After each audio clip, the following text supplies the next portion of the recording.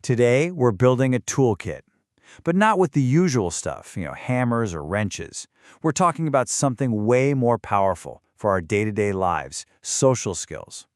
We're going to look at how literally anyone can build up their skills to create better relationships and just handle any social situation with a lot more confidence. You've seen this happen, right?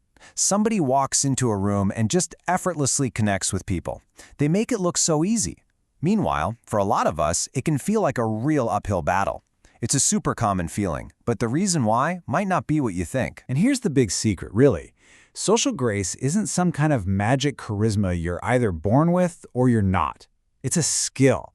And just like playing the guitar or learning to cook, it's something you can actually understand, you can practice, and you can get really, really good at. So every great building needs a solid foundation, right? Well, for our social toolkit, that foundation is emotional intelligence. You can think of it as the master blueprint that's going to guide how all the other tools in our kit work. So what in the world is emotional intelligence, or EI? At its core, it's about two things. First, looking inward, recognizing what you're feeling and why. And second, looking outward, being able to pick up on and understand what other people are feeling.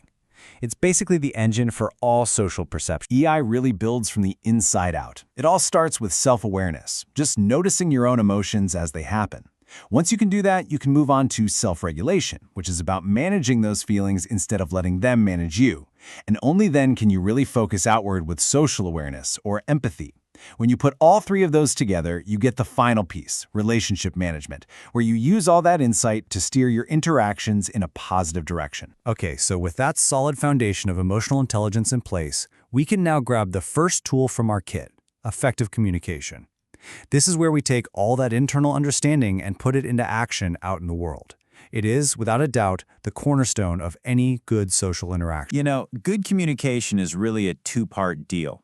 Of course, you've got your verbal cues, the actual words coming out of your mouth, but what's just as, if not more important, are the nonverbal cues. We're talking about your posture, your tone of voice, your facial expressions. A lot of the time, that's the stuff that speaks the loudest and what people are truly reacting to. All right, so when you take that emotional intelligence and you combine it with effective communication, and you do it consistently over time, you start to build something incredibly valuable. And that brings us to our second big pillar, forging strong trust. It's often called the currency of connection, and for good reason. See, trust isn't something you're just given. It has to be earned. It's the direct result of your actions lining up with your words, over and over again. Honestly, just think of it as the bedrock. Without it, no relationship, whether it's with a friend or a coworker, can ever be truly solid. So how do you earn that trust? Well, it boils down to a few key behaviors. It means being honest, even when it's hard. It means taking accountability for what you do, not making excuses. It's about showing that you respect the other person.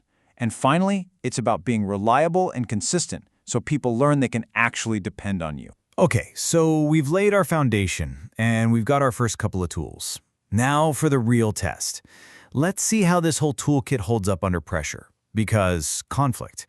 Well, conflict is the ultimate test of our social skills. Now, the very first thing we need to get straight is that conflict is not a sign that something's broken. It's totally natural. It's an unavoidable part of dealing with other people. So the goal isn't to avoid conflict forever. That's impossible.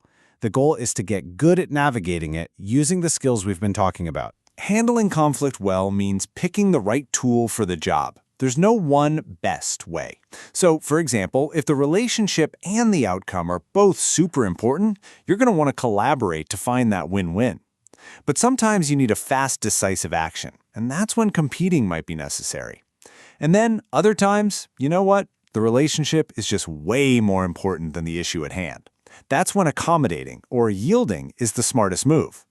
The key is to stop, think about what's at stake, and then choose your approach on purpose. So as we start to wrap this up, it's really important to think about this the right way.